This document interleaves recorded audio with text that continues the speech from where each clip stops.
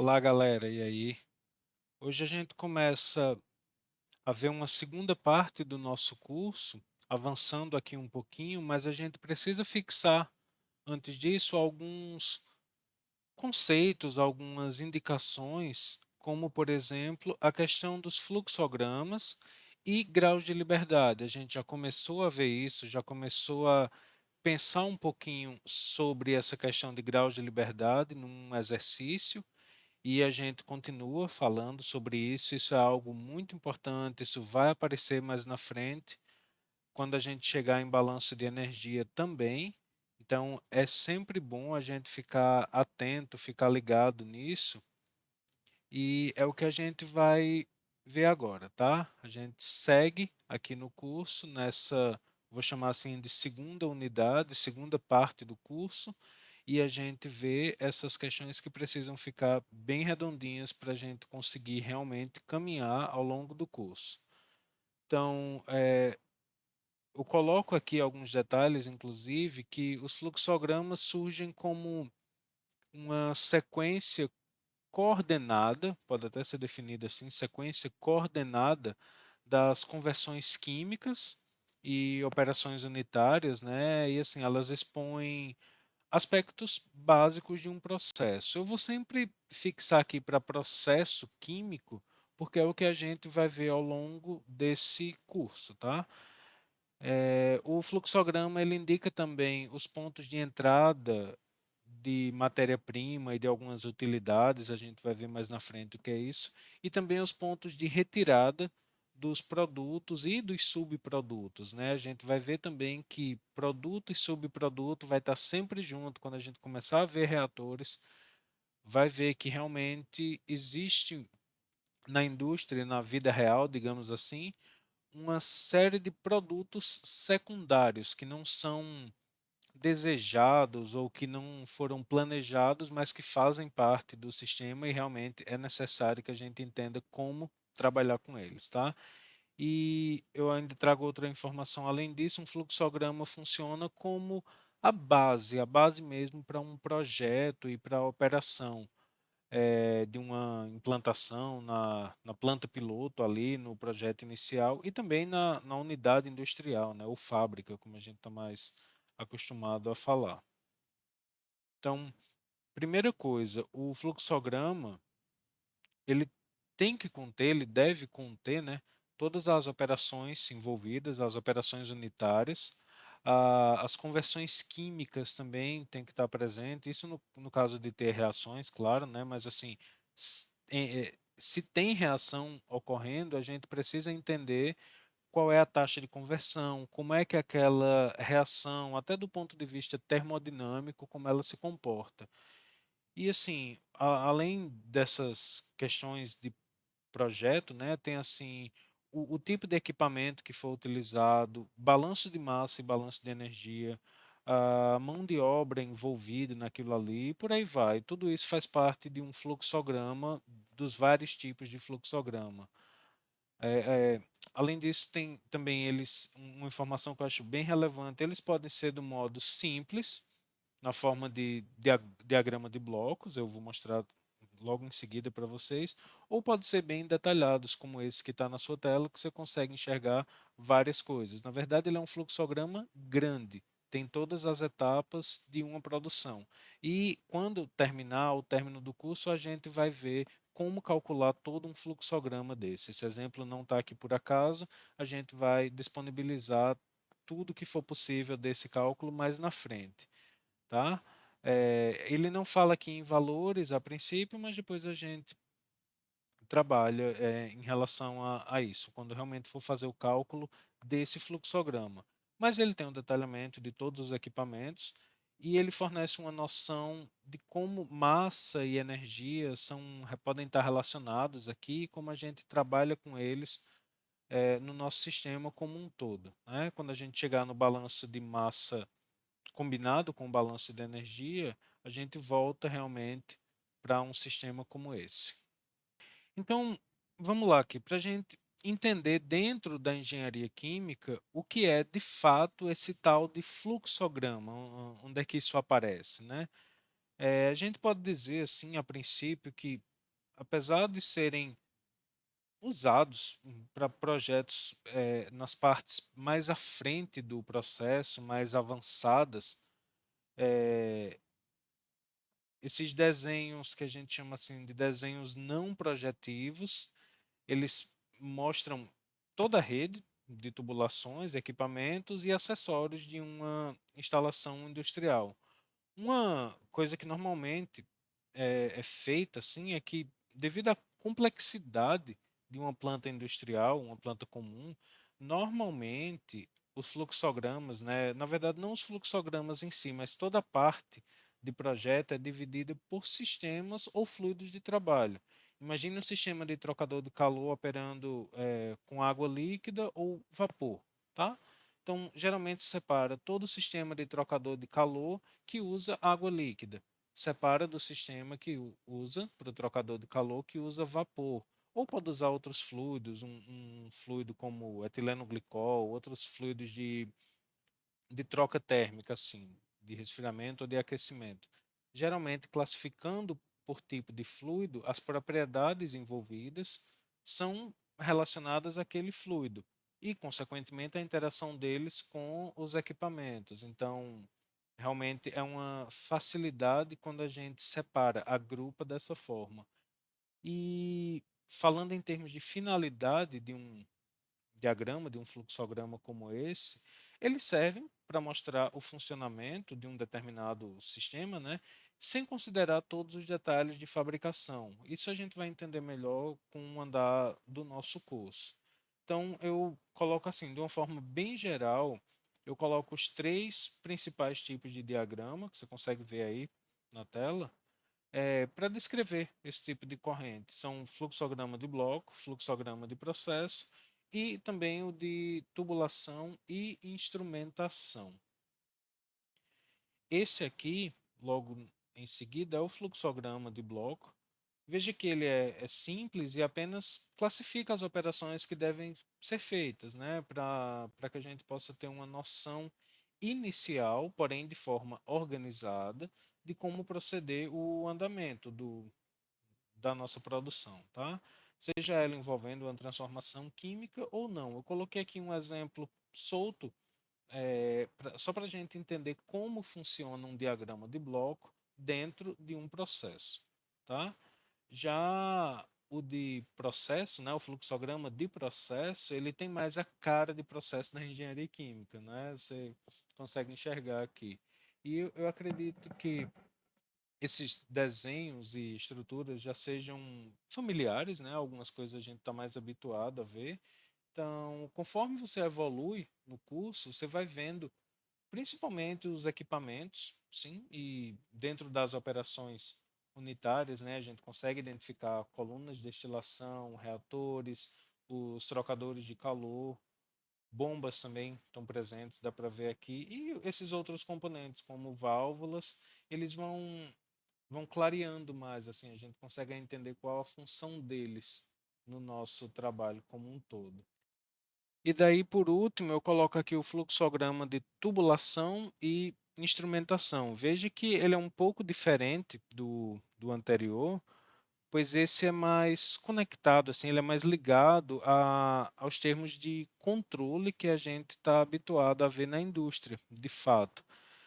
Se você já tiver ido, se você já foi realmente em uma indústria e viu uma sala de controle, provavelmente uma tela como essa, bem parecida como essa que está aí, você já viu na tela do computador da pessoa que gerencia o processo de controle.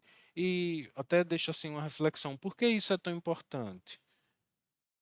Depois que um processo está em andamento de forma contínua, e não falo aqui contínuo no sentido de estado estacionário, aquele fluxo contínuo, né? Não necessariamente, mas sim pelo fato de operação industrial em andamento, tá? Deixa isso bem claro.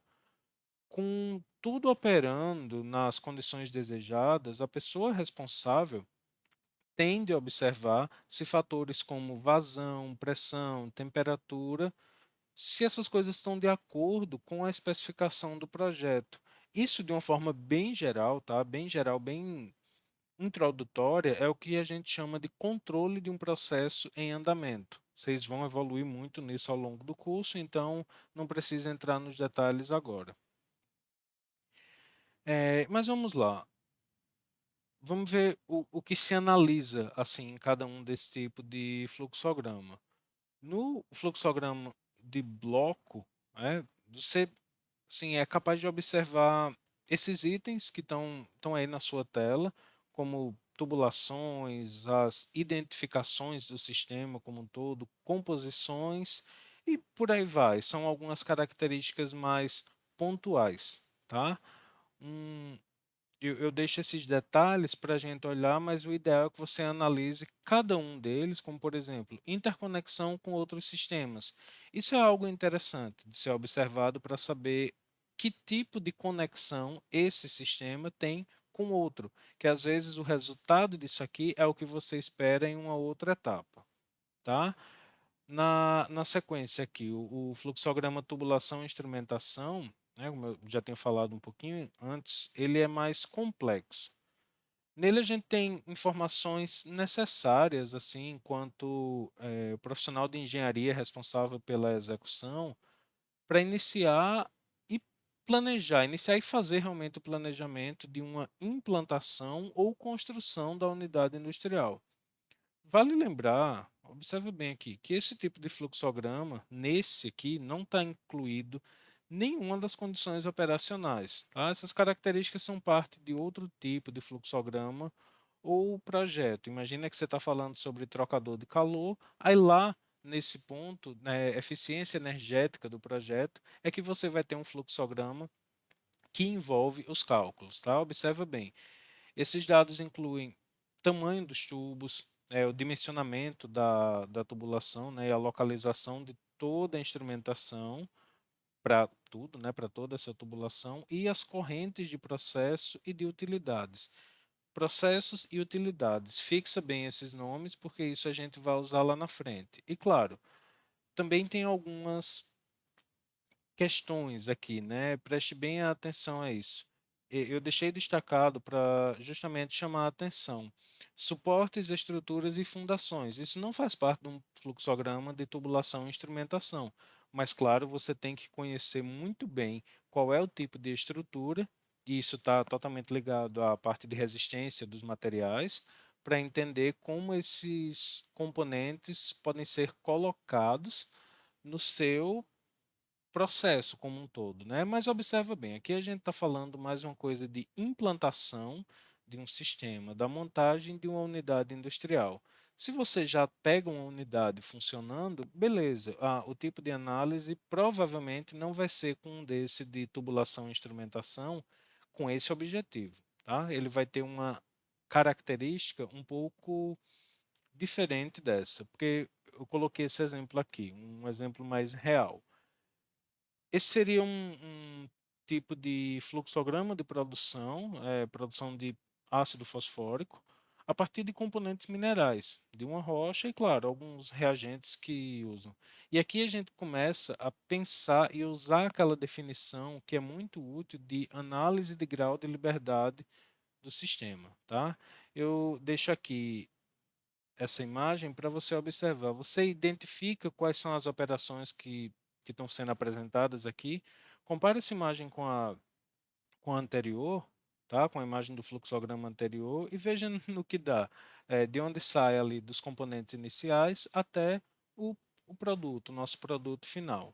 Então, seguindo aqui para a nossa parte de análise de grau de liberdade, né, resolução de um sistema com balanço de massa, a gente ainda vai continuar falando sobre balanço de massa, já que a gente vai seguir para balanço de massa com reação, reação de combustão, para depois chegar em balanço de energia.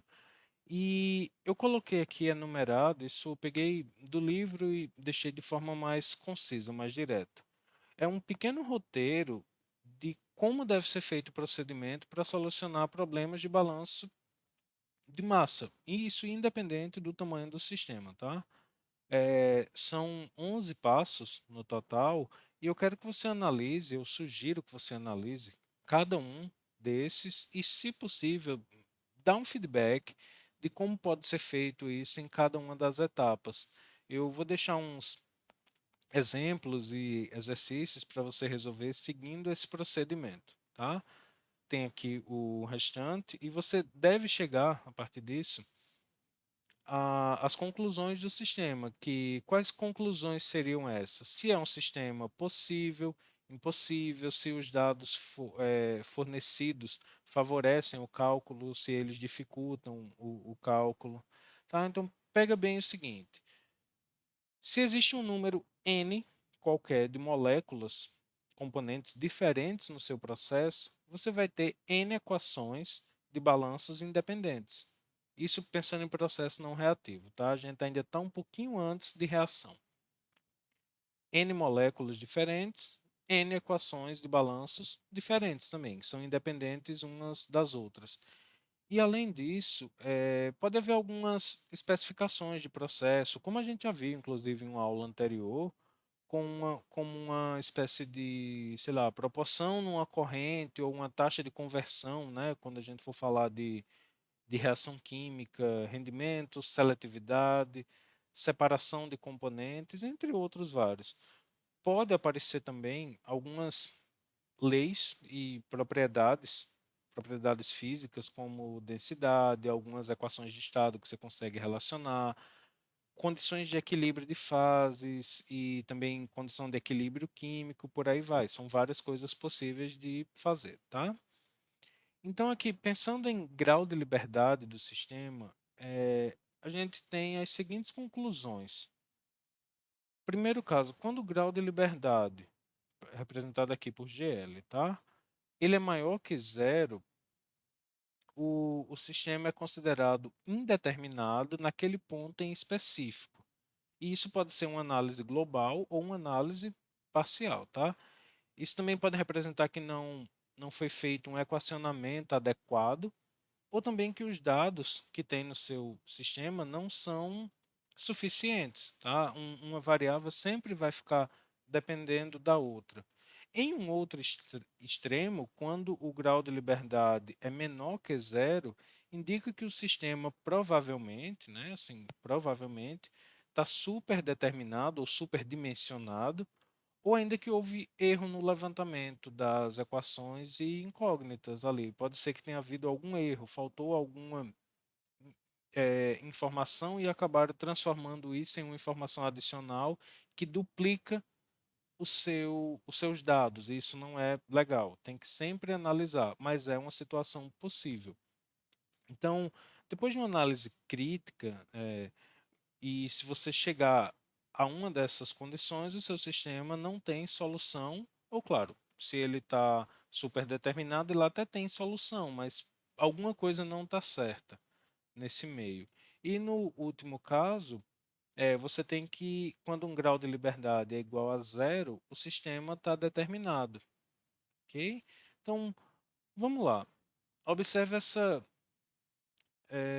esse fluxograma aqui, eu não coloquei detalhes dos equipamentos, tá? Um sistema genérico. E eu quero que você observe, se possível, assim, aprenda a identificar todos os volumes de controle. Volume de controle. Se não sabe o que é isso, volta lá para ver a definição de volume de controle e onde isso se aplica, porque é a partir deles que você vai determinar onde seu grau de liberdade pode ser calculado. Então, observe só, quantos volumes de controle você é capaz de identificar aqui nesse sistema, olhando para ele como um todo. Tá? Quantos? Observa bem. Você tem, eu até sugiro, pausa o vídeo um pouco e analisa todos os detalhes. Quantos equipamentos, quantos pontos de conexão, como o meu sistema está distribuído. E aí você pensa e comenta quantos você viu. Bom, pegando já aqui como uma resposta, são seis. Espero que você tenha encontrado os seis, nem mais nem menos.